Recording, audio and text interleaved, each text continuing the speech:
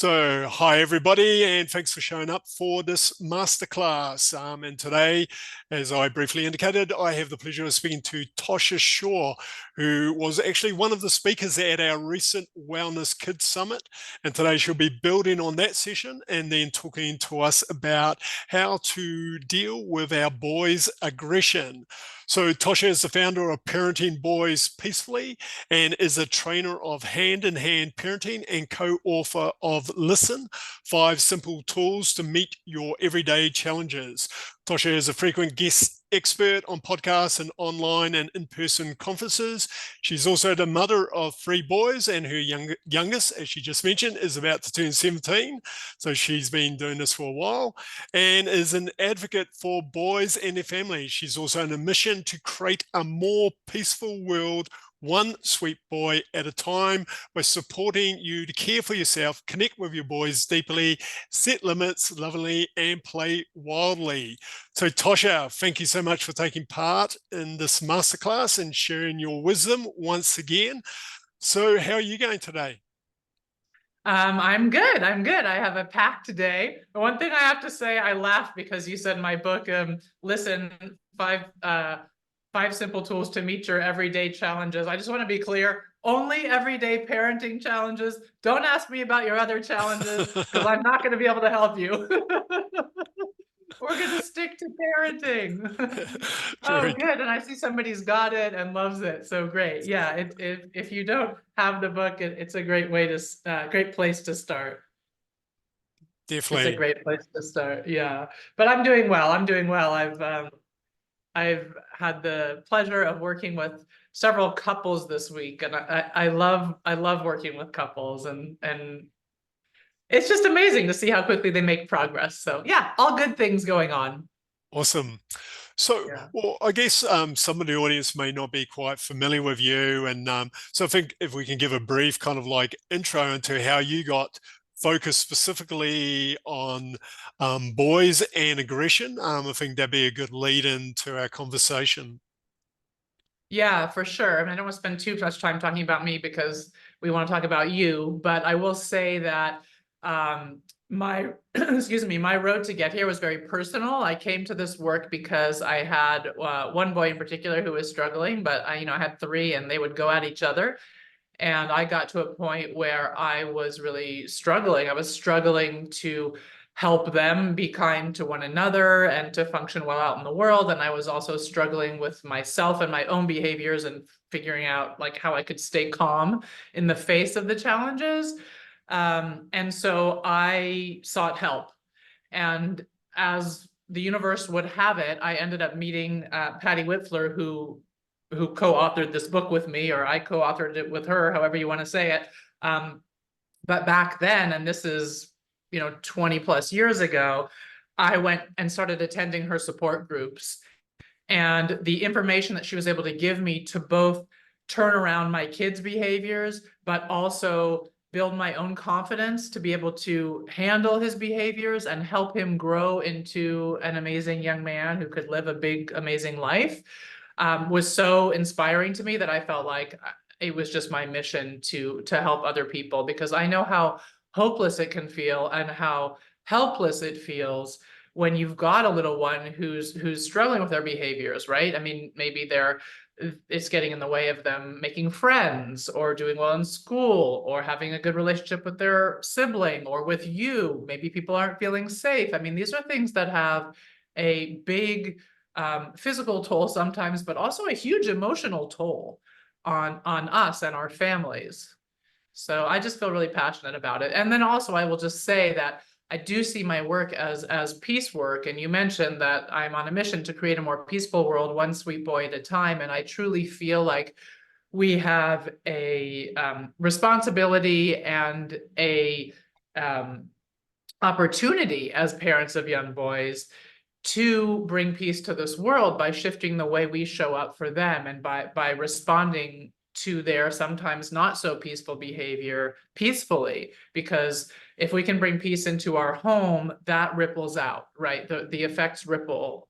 They ripple into our communities, whether they be faith-based communities or neighborhood or school communities. and on out, all the way to a local, national, and international level. I truly believe that, because our boys are going to have power one day. We live in a patriarchy, and they are going to have power.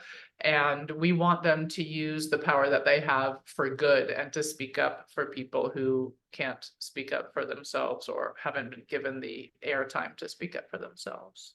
No, most definitely. So let's get started with, why is it that there's this perception that boys have this problem with aggression? Because like girls can kind of like play up as well, they can throw temper tantrums and all the rest of it, but Absolutely. boys are perceived as being a particular issue, and then we have to really worry about their aggressive kind of like behavior. So why is it boys have this perception about them? Well, I mean, I think there are different reasons. I mean, we definitely have, as adults, this tendency to look at a girl who's struggling, and we're talking about aggression here. Maybe she's, hitting when she doesn't get her way or whatever. But whatever the situation is with that girl, we usually tend to ask the question, what's going on that's causing her to behave this way? Like, is there something in the environment? Is there something going on at school? Was she treated poorly, et cetera, et cetera? When it's a boy, we tend to go, what's wrong with him? Why is he acting that way? He shouldn't be doing that. And we don't ask that same question, which is an important one, of what is going on for that child. So we're in this place. I mean, why do we struggle? Oh God, so many reasons. I think there's a lot of fear involved. I mean, like I mentioned, if we look at the world, there are a lot of horrible things happening. Much of the aggression is at the hands of men. I think those of us who have young boys who struggle in this way worry. We have this future projection, and we go, oh my God, are they going to be the next, XYZ? Are they going to end up in jail? Are they going to be the next school shooter? Are they going to abuse somebody? Or I mean, it's not a fun conversation to have, but these are the fears that I hear from parents. And you saw, a lot of people on this call, 5-year-old kid, 6-year-old kid, okay, some 13-year-old, etc. But we're worrying about the future, way, excuse me, sorry, way into the future, when we don't need to. We would be better to understand what's going on for him, help him through the behaviors, so that we can set him off on a really good trajectory. Because the truth is that the situation is quite hopeful. Yep. No, most definitely. Kind of like seems it's a self-fulfilling prophecy, isn't it? So you're worried about your kid, but you don't give them the support they need, which ends up kind of like snowballing, where they end up being where we don't want them to be, because we haven't kind of like given them the emotional support when they really needed it. And so they now feel, when they're older, they kind of lost, they kind of like angry with the world because we didn't give them what they needed. I guess that's a potential problem. Yeah, I mean, I mean, to be fair, we're not able to provide them what they need when we're scared and worried. We can't, right? So I maybe have talked to you about this, but I love this analogy about the flight attendant. Did I mention this to you before? I No. just feel like it's such a good analogy of, I fly a lot because I love to travel. Um, um, but I'm terrified of flying. I hate it. Like, the turbulence comes and I'm like, wow, I get all freaked out, right? So what do? I look to the flight attendant. And when I look to that flight attendant, I'm looking to borrow their brain, the calmness of their brain. So if I look to the flight attendant and they're going, hey, do you want sugar in your coffee? With a smile or whatever, I'm borrowing that calm, and I can stay even. But if I look to that flight attendant going, with the turbulence, and they're freaking out, you can be sure that I'm going to freak out 10 times as much as the flight attendant's going to freak out.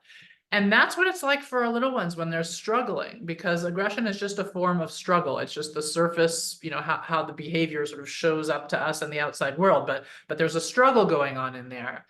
And if we are scared, if the person, the adult, the big person who's supposed to remind that child that they are safe and that we're going to get through this and it's going to be all right. If we can't do that, then that fear that they're feeling multiplies and the behavior worsens. So our first order of business is always going to be a change of mindset and perspective so that we can remember things are okay. Like we're not going to worry, we're not going to be scared, and so that we can, so that we can begin to implement strategies that can help the behavior. But to be fair, I just want to say, we can't say to ourselves, okay, I'm not going to be nervous anymore. It's like me saying, okay, I'm not going to be scared this flight. I'm always scared, right? But I do things to help me behave better despite the fear. And we're going to be continuously working on ourselves as parents so that we can more and more often show up in ways that we feel good about, show up with the confidence that our little guy needs us to show when he's spiraling out of control. Because, a kid spiraling out of control with a parent calm, like that's okay. That's just normal.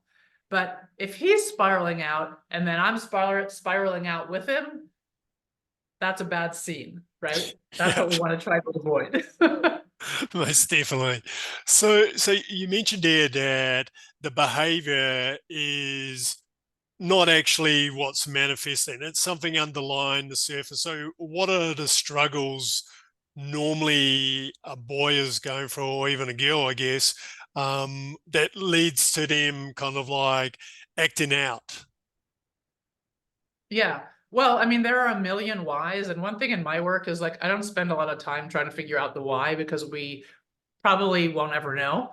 If they're, most parents are pretty astute. Like if there's bullying going on at school or, abuse happening or something's going on, like we're looking for it when our kid's struggling. And we've dug and we've looked for everything we thought could possibly be going wrong that could be causing the behavior, and we're not finding anything. And so I guess the main thing that I want to say to parents about this is you don't actually have to know the why unless it's something like external like that, like those things that I mentioned where we want to, we need to stop the bullying or something like that. But assuming you've done your due diligence and you've checked and you're just like wringing your hands because you have no idea, I'd say stop wringing your hands. Like the why doesn't much matter. Essentially what I see is that aggression tends to be some kind of fear in disguise. And that fear might be something obvious. Like it might be he's at a playground and somebody grabbed a stick from him. And was threatening him, or a little kid like playing or something, and that was scary for the child, and your kid punched him or kicked him or whatever. Okay, so like maybe there was like a real fear there. Maybe there are fears from like a traumatic birth or hurts that are left over from a move or a big move to a new community or changing to a new school. I mean, there are a million different things that cause us all to not be at our best, right? And so it could be a million different things, but I think the main thing to remember is that it's generally fear in disguise, which is important because we can have empathy for that child then, as opposed to being angry with him, like, what's wrong with you? You know better, that kind of thing. If we can remember that he's scared, then we can more easily avoid the tendency to isolate him and push him away and punish him and blame him and shame him and all of those things that we fall back on when we don't know what to do. And we can have empathy and think like, how do we generally respond to a child who's scared? Right? We move towards them. We look to comfort them. We look to help them move through whatever challenge they're facing. And that's the kind of energy that we need to come towards these little guys with. No, definitely. So I guess when we are, that's why we need to be kind of regulated ourselves, because as you indicated, I guess these are the major mistakes we can make is when our kid is acting out, we focus on the behavior, try to manage the behavior as opposed to trying to deal with the emotion they're kind of like expressing. And as we indicated before, the big issue for boys is we tend not to be as empathetic as perhaps we are with a girl with regard to the emotions they're kind of like expressing. And then that will actually not address the problem. It will probably just cause the escalation later on. So what is it we can do and we should be doing? You have a kind of like a framework that you use that perhaps you can kind of like share with the audience. Yeah, there are lots of things that we can be doing. The first thing, and I alluded to this earlier, is that we need to be taking good care of ourselves. I feel like it's irresponsible as a parent coach for me to toss out, the cheat sheet and the say this and the do this. And when without saying, hey, we also have to look inward. We have to do our work, because if we're triggered in the moment that, our kid hits his brother or tells us he wishes we would die or whatever the thing is, if we're triggered in that moment, we can't even implement any of the things that I'm going to be teaching people to implement, right? So we have to do our work on ourselves. Now, I want to be clear. It's not like we have to be healed from all of our traumas and hurts and everything before we can be a good parent. It's not like that, but they need to go hand in hand. So we can't put that on the back burner and just go like, I'll deal with myself later, because we continue then to be triggered by the same things over and over and over again. And oftentimes that is the aggressive behavior itself. So like, if let's say you have a boy who when he when you say no, he kicks or something like that. And that's incredibly triggering to you, maybe because you have a history of physical abuse, or maybe because, I don't know why, whatever it is, but something in your past like really makes that a hard one for you. And for those of you out there who are going like, well, he kicked me, like, of course I'm going to be upset. I want to just say different things trigger different people. So you might be really triggered by the physical aggression, and the verbal stuff might not bother you at all. Or you might be like just flipped out by spitting, but the kick is like not a big deal. Like, depending on the baggage that we all come with, we have sort of different levels of tolerance for different types of behaviors. And so if your child is expressing the aggression in a behavior that's particularly triggering to you, you got to go back and go like, okay, why is this particularly triggering to me? Not just go like, oh yeah, everybody would be triggered by this, because that's not helpful. Does that make sense? No, definitely. So basically, you're saying that we need to, because we've got this realization now that the behavior is not really a problem. There's something underlying that. So we don't we shouldn't be reacting to it. So then we need to look inside of ourselves whenever we do get triggered and have strategies in place to deal with those triggers. So identify what's happening and then have ways to kind of understand we may get triggered by this, and then have a strategy to kind of like offset that trigger, because as you said, we can't immediately change ourselves for who we Right. are. So, but having Right. a better understanding, we can kind of like manage the situation more effectively. Yeah, I mean, I just want to be clear. It's not that the behavior is not a problem. The behavior is a problem. Like, we need to stop the aggression. Like, this is not behavior that's going to serve this child in any way, not in their relationship with us, not in their relationship with siblings, not in the way the family runs, not at school, nowhere, right? So it's not that that's not our goal. It's just that we need to think about all the things that we need to do to make that goal happen. Like, I don't want to paint a picture of oh, this just, we can ignore that, when in fact we can't. It's a piece of the puzzle. So you asked, for a process, this first step is like, what can we do? The second step is about strengthening and deepening our connection with our sweet boy. So it's like, we want the scales to tip. If you're at a place where most of the time it's negative, there's a lot of, aggression in whatever form it's coming at you or at whoever in, there's, yelling, there's frustration, there's disappointment, there's tears, there's all these hard things, and not a lot of laughter or connection or good times. We want to shift that, because the tendency is to want to come in and like attack the aggression literally, which doesn't work. We have to first build this base of connection. So that would be an important step as well. And then we want to empower ourselves by getting a sense of when the aggression is happening, how it's playing out. Because one of the things I hear over and over again from parents is that it's out of the blue. You know, it just comes, it's constant and it's out of the blue. And I've been doing this for, you know, a couple decades now, and I can pretty much promise you that it is not constant and it's not out of the blue. So, and that feels really disempowering. It's like, if I don't know when it's going to come and it's all the time, well, I might as well just like lay down here and forget about it because there's nothing I can do. But if we can pay attention to the patterns of the aggression, then we can make plans of how to approach it, how to help our kid through. So there's a piece about just noticing patterns. And then there's a big piece about learning how to set loving limits. So like I said, the behavior is a problem. Like we do have to stop it. We do need to keep everybody safe.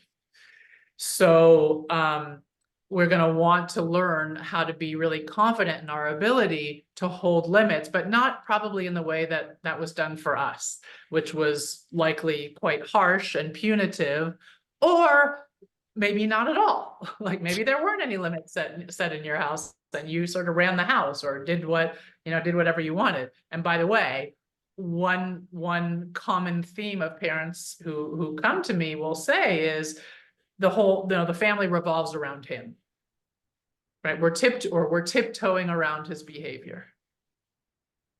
So we need to help, and the way that we help is by setting loving limits. And then another thing that's really important is play. And this is kind of a funny one. Like people don't think like aggression, play, like they don't think they go together, but actually play can be uber helpful for little guys who are struggling with aggression, just integrating more play in general. And I'm not talking about Monopoly. I'm talking about like, you know, rough and tumble, pillow fights, wrestling, jumping on the trampoline, you know, like physical play where you get sweaty and laugh and close.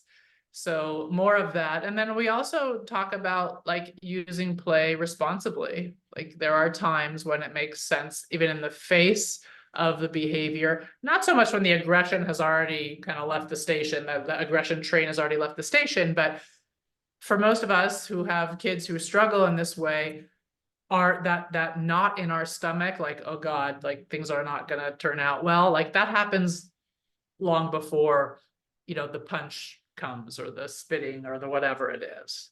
So these are all the steps that we go through when we're looking at, you know, helping boys move beyond the aggression.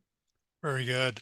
So this building connection, because as you said, it's kind of like pretty important because, you know, these are the years before they become teenagers where they go through a lot more challenges. And so, as you said, if we're always kind of like on the offensive and not very much, I guess, like more inclusive, then we can end up with kind of like a very challenging period of time because we don't have that good relationship. So what are the things we can do when we are facing a kid who is aggressive to try and build this connection and make sure we have a really good connection going forward?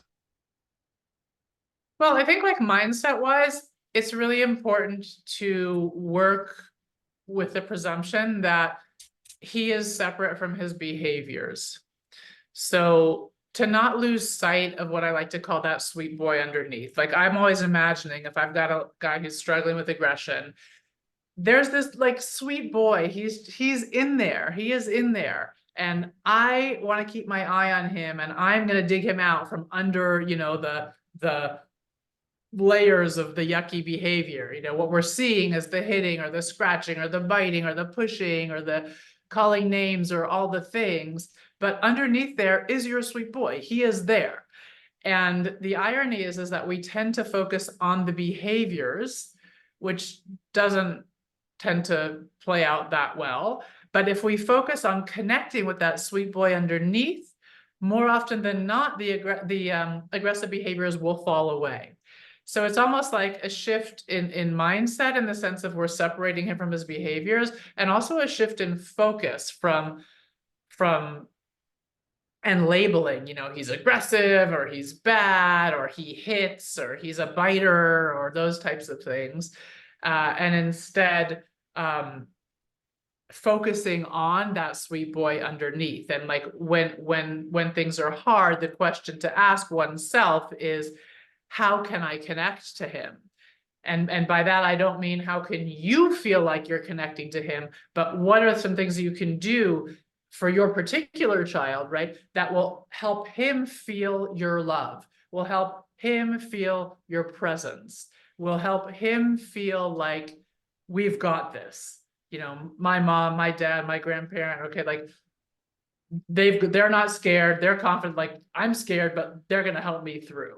Because his limbic system, like his nervous system, needs to sense safety, and it's not. Like he's acting out because he's feeling threatened. It is a visceral response to react, to fight. And in order to calm that fight response, his system needs to sense that he's safe. And so our job is, how do we help his nervous system realize that he is safe in this moment? Awesome.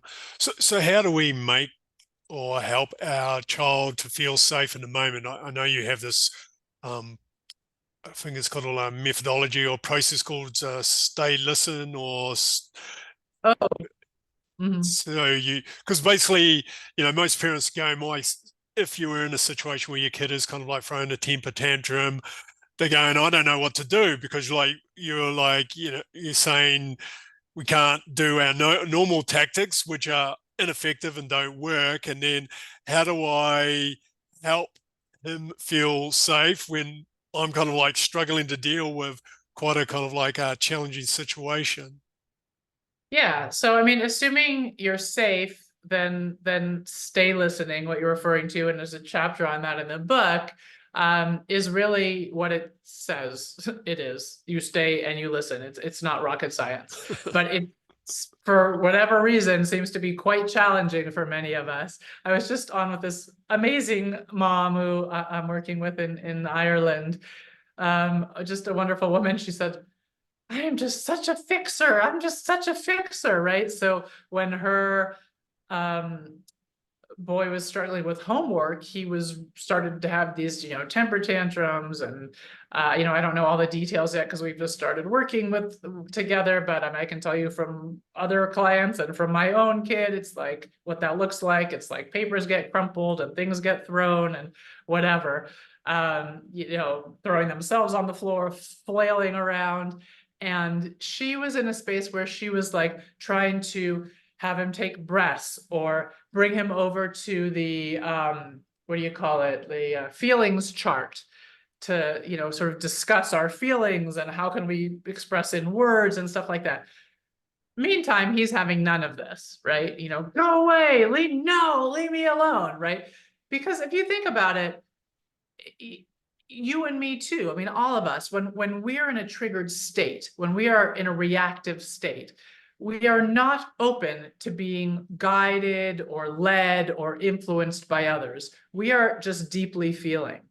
So what I said to this mom, and what I would say to everybody here, is in a situation like that, can you just stay and listen and realize that that kid's body is actually doing the healing, right? He is releasing the fears, the hurts, the upsets, like who knows what they are. You asked the why at the beginning.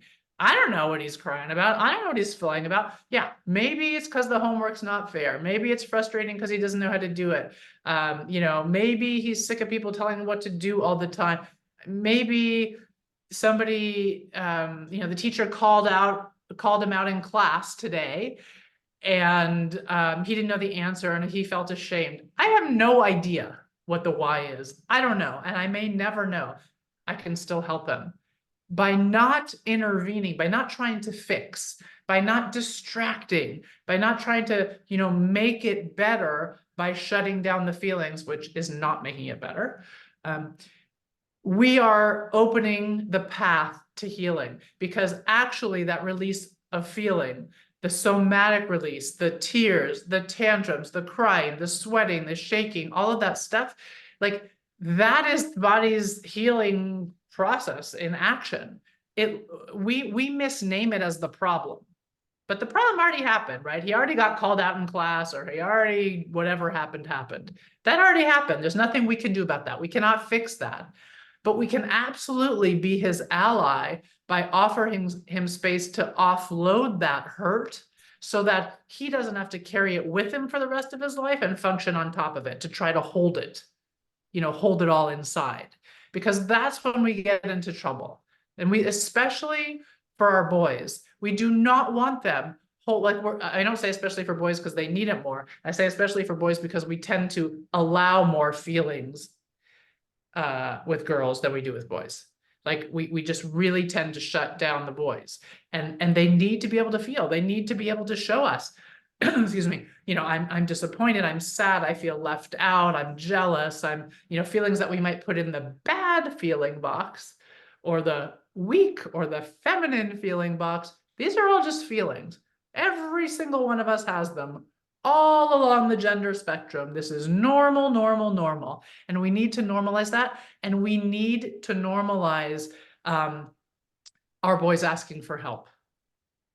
Not feeling like something's wrong with them and they're broken, or that they have to hold it all in because we can't handle it. So they hold it all in, because you can only hold things in for so long, right? He can't go throughout his whole childhood and teen years and hold in all the hurts and the upsets that he's been carrying. They will come out. They will come out in explosive ways, either that, or he'll start numbing himself in some way, so that because the feelings are simply too much to handle. So stay listening is an antidote to that. I mean, you can leave this call, and the next time your little guy has an upset about something, play around with not trying to fix it or distract it or convincing him that he should feel differently, or that everything's going to be okay, or promising him that, don't worry, he can have that tomorrow. Just sit with the feelings. Just be present and stay loving and allow him to feel. You don't even have to say anything. Very good. So beyond these moments, because as you said, like this is kind of like an education process, because we're getting them comfortable, or the boys comfortable with feeling emotions. So step one obviously is when they're kind of like acting out how they're feeling, which is through their behaviors. When else can we kind of like start helping boys, because this is the helping them become peaceful boys into the future? What else can we do to give them a good foundation going forward? Because this will also nullify the behavior going forward. But, so outside the events which are triggering us and are triggered, what can we do? Outside of the events, you want to Yeah, focus on taking good care of yourself. You want to focus on deeply connecting to him. Like, so creating moments where it's just you, where you can let him lead and have some fun together. Anything, if you can think of a list of, you can make it, just brainstorm a list of the things that you do together where you laugh, where you feel close afterwards. You want to do that. The other thing you want to do is make sure that you are not just saying, but you are showing him that he can come to you with anything. So, one of the beautiful things about this work is, as our kids grow into teens, we get this sort of benefit of them trusting that we can handle them, that we aren't going to punish them or shame them or blame them for having made a mistake or tried something they shouldn't try, or done something wrong. And so they continue to come to us during their teen years, which is what we want. So I want everybody to just practice not reacting if your kid comes to tell you something, or shows you something that's upsetting or something like that. Like, we really need to be that person where who is basically sending them the message that I love you no matter what. So again, the behaviors and the person are different, and your boy is going to do some stupid things. I can tell you, I got a 17, 19, and 21-year-old, and I've been doing this for 20 years. They're going to do some just dumb things, and you're going to want to bury your head in the sand. It is going to happen. It is going to happen. You still have to be there for them. You still get to be their advocate despite their behaviors sometimes. Okay, sometimes it's like, oh goodness. And despite those behaviors, we are going to advocate for them. Not to say that the behaviors are okay, but to say this is a good person who made a mistake. Where is the learning here? Do we need help to help them repair a relationship, for example?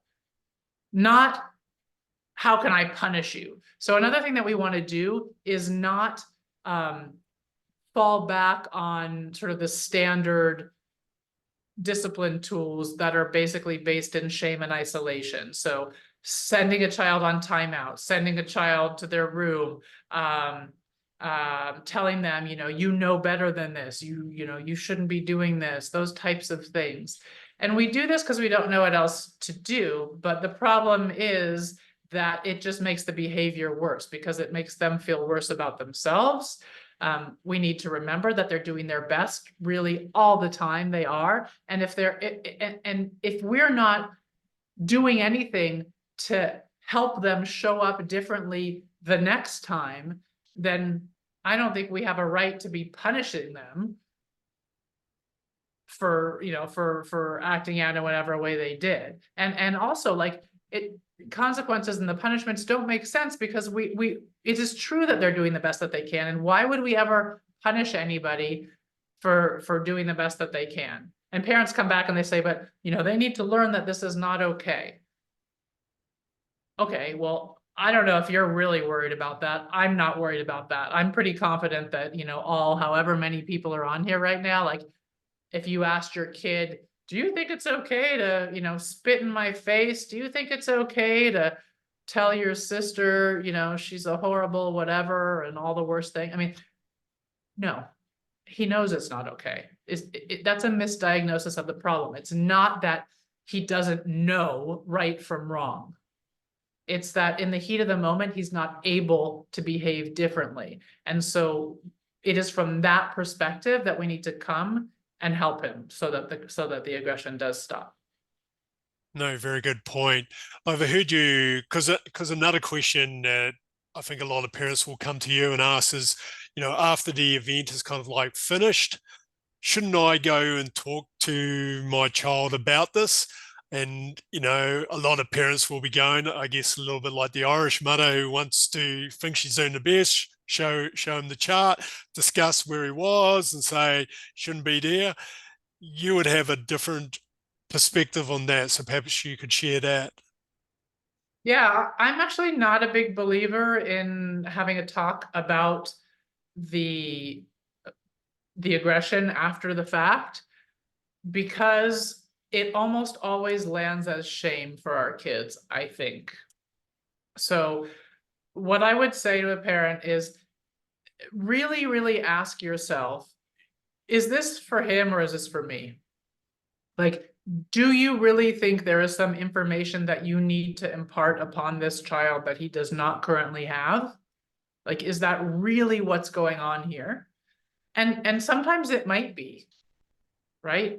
Maybe you're on a boat, you've never been on a boat, and he throws something and he doesn't know it could break the sail or cut the sail. I don't know, I'm totally making this up. Maybe there is something to be taught. I'm not saying that's never the case, but 99% of the time, they don't need to be taught anything. They did the best they could. They know that they did something wrong. They feel badly about it. They don't want to be behaving that way. So I say just let it lie. Let it lie. And continue to do all the things that we know will help curb the aggression over time. Like the stay listening that we talked about, like spending one-on-one time, like getting really good at holding limits around aggression when it's happening, and then stay listening when feelings come up, right? You might have to hold him back so he doesn't hurt anybody. And if you've having to hold him back, then he's probably quite upset. And then again, you're stay listening to the feelings. That's the healing. These are the kinds of things that are going to help him show up differently the next day. Whereas a conversation that you come back to, I mean, as probably most of you know, because probably you're all doing this, it's what we all do, as we talk about it afterwards. But if you're not seeing results, stop. This is what I say to parents, like, let's stop doing things that aren't working. Yep. No, very good point. Like we tend to have this habit of like trying to change things, but we keep on recycling what's not actually working. So if we're expecting a different result from the same kind of like activity. So obviously, if we're not getting the result we desired, then you know, try something different. So does what happens when we get to like the teens? So perhaps no one's been aware of your work. No one's, obviously we've struggled dealing with aggression. Perhaps we were, a little bit more ineffective in how we're dealing with these kind of situations. And then what differs when we get to dealing with an adolescent? So what should we be considering here? And is there anything different we need to be doing? Yeah, these are big questions. So there's a lot different and nothing different. I mean, I think the main thing that I need to say is that it's never too late. So for those of you who are on here who have, a teen, it's not too late. The difference is in how we implement each of the tools that I teach, because first of all, the brain is much more developed than in a young child. The responses and reactions of a teen are going to be very different. So like just as an example of the connection piece, if you have a 5-year-old, then I would teach you to do a practice of special time where we name it and we time it and we say, hey, we've got 5 minutes, 10 minutes, half hour, whatever. For special time, we can do whatever you want. And you dive in with your 5-year-old, right? And maybe they want to jump on the couch and they're excited to have you pay full attention to them, generally speaking. Okay. If you haven't if your child hasn't grown up with this practice of special time and he's now 13 or 14, let's just say, that doesn't mean he doesn't need that attention, that undivided attention. So I would be teaching you to do your part of special time. In other words, you're going to be non-distracted. You're going to put everything else aside so that you are offering your full self to him. But you can't have expectations of him to act like a 5-year-old and be like, oh, daddy wants to play with me. I'm so excited. Because it might look like you offering to hang out and him saying like, I don't want to, I'm playing my game. Right? Which is different. But what I would say then is that you want to continue to offer. I tell people like parenting teenagers is like, it's like dating. It's like you go out and you're rejected a million times until finally you're not. And so that's kind of like what it's like. Like I ask my kid, you want to go for a hike? Want to go out for my hike? I probably ask him 200 times a year and twice he says yes. Great. I love those 2 times. I just keep offering. And so it's kind of like that. You want them, it takes them, if you haven't had this practice over their lifetime, it's going to take them time to go like, oh, I can really trust mom, dad, whoever. Like they really mean it. They are willing to put everything else aside and they are going to pay full attention to me. They're not going to check their email. They're not on their phones. They're not folding laundry. They're not with my sibling. So sometimes it takes time for that trust to build. I'll share a really quick story. I remember a colleague of mine, someone who I really, really admire, and she started this work with her son when he was in his teens, and he was going through a really hard time. He was in middle school. He was going through a really hard time. She did a lot of play and a lot of the things that we talk about, but I remember her story about, we'll just call it special time, even though that's not what she called it with him, because that's definitely not cool for like a 14, 15-year-old. But in any case, she started doing it with him and she would go into his room and just kind of plop herself down on his bed.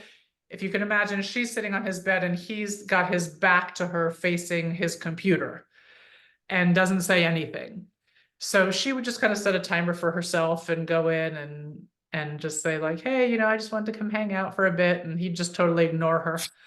And she would sit there for, 10 minutes or 15 minutes or whatever she did with her timer. And then she'd say, thanks for letting me hang out. And then she'd leave. And she did this for, I can't remember how long it was, a couple months or something. Until one day she got up to leave and he was like, wait, I want to show you something. Right. And then he sat down on the bed with her and wanted to show her this book of, model something or other that he was making. So I don't know exactly remember the details of what the book was, but the point is her presence did not go unnoticed. And so with a teenager, sometimes the on-ramp is longer. Sometimes, the results aren't as immediate as oftentimes we see with the younger kids, but they are there, they will happen, and it's for sure worth your time. Awesome. So is there, because we're kind of like coming up to time, what's a final message you would like to leave the audience with? A final message, let's see.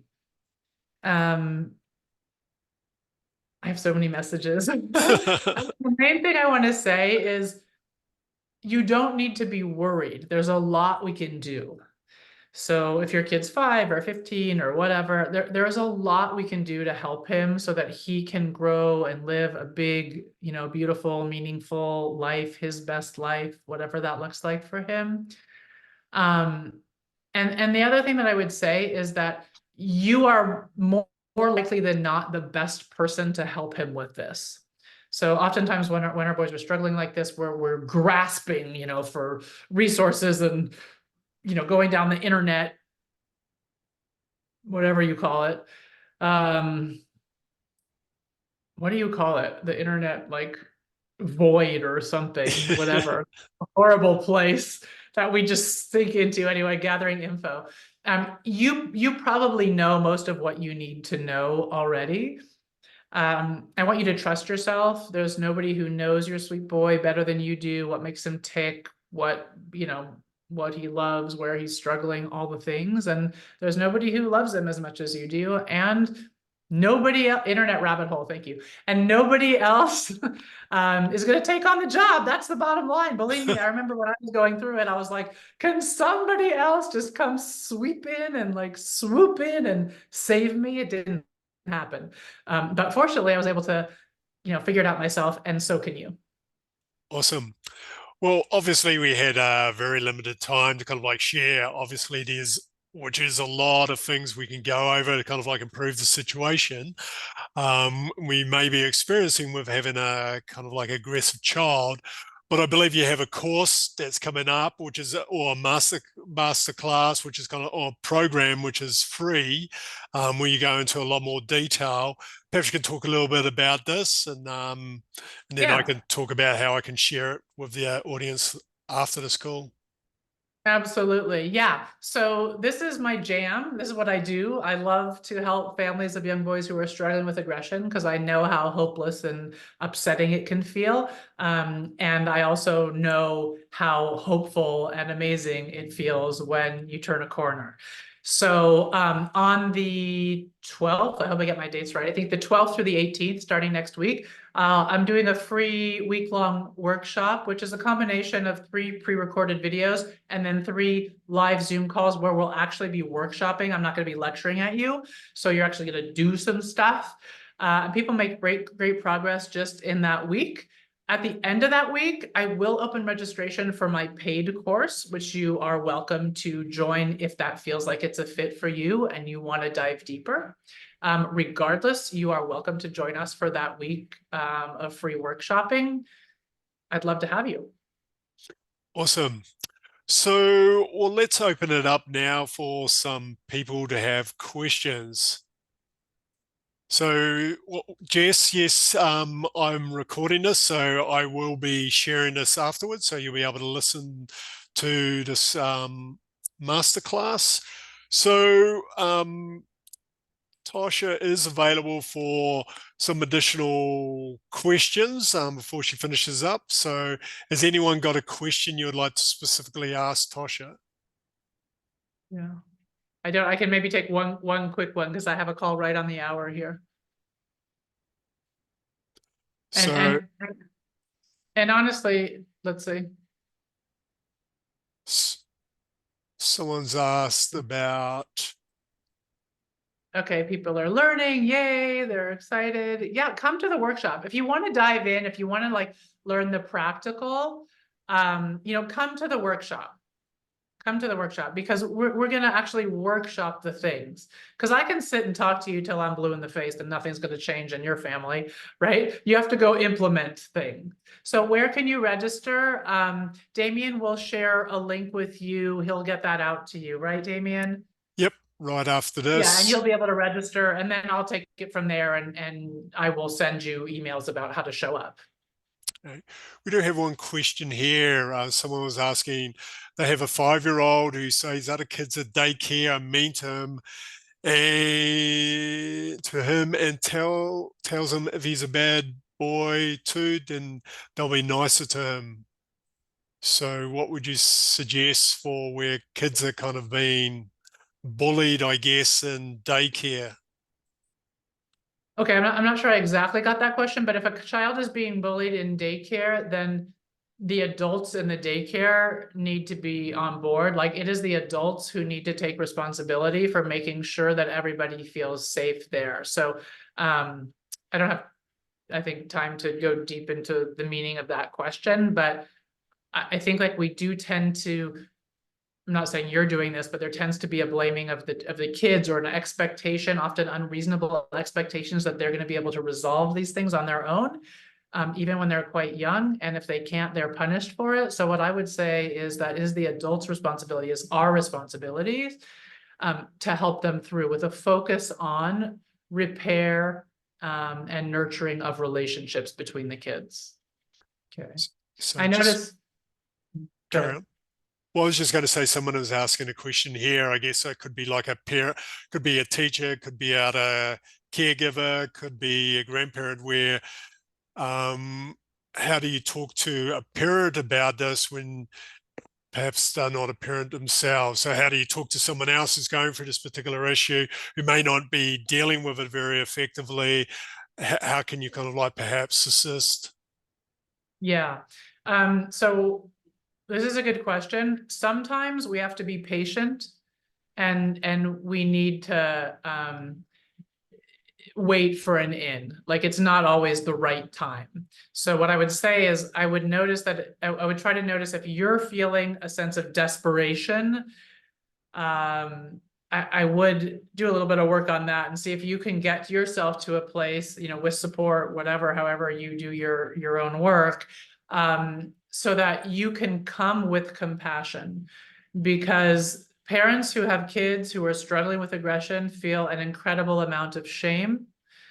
And so for somebody to come talk to you feels like an attack on your parenting, often makes us feel worse about how we're doing and blame ourselves. So you just want to be really thoughtful about how you approach saying things like, hey, I don't know what the situation is, I'm making this up, right? Hey, I noticed your kid's been struggling with such and such, blah, blah, blah, I also had a kid who struggled, or I just wanted you to know that I know that must be really hard. If there's anything I can do to help you or help him, let me know. Like that kind of thing, little openings. It has to be really, really non-judgmental. Awesome. Well, we've got to finish up quickly. If you do have any questions, you can email me them and then I can send them through to Tosha and then I'll put out an email with all answers if there are any kind of questions after this call. So Tosha, thank you so much for your time. Really appreciate it. It's been a wonderful conversation. I'm sure we've added a lot of value and definitely recommend people check out Tosha's course because it's completely free for next week. So it's a good opportunity to go a lot deeper than we could in the short period of time we had. For So sure. thank you, Tosha. Thank you so much for having me. I'm gonna run because I have a client right now. And I'll let you share the link and whatever you're gonna do, and I will see you soon. Thanks everybody for being here. Awesome. Well, thank you, Tosha. All right, bye. Bye. So everyone, I will send out an email. And then if you do have any questions after this call, you can send me an email, and I'll drop that in the chat. And so if you do have any specific questions for Tosha, send me an email and I'll send them off to Tosha, and then I'll do kind of like a consolidated email out to everyone. And also I will send you a link to Tosha's program. Well, thank you very much, and have a good evening.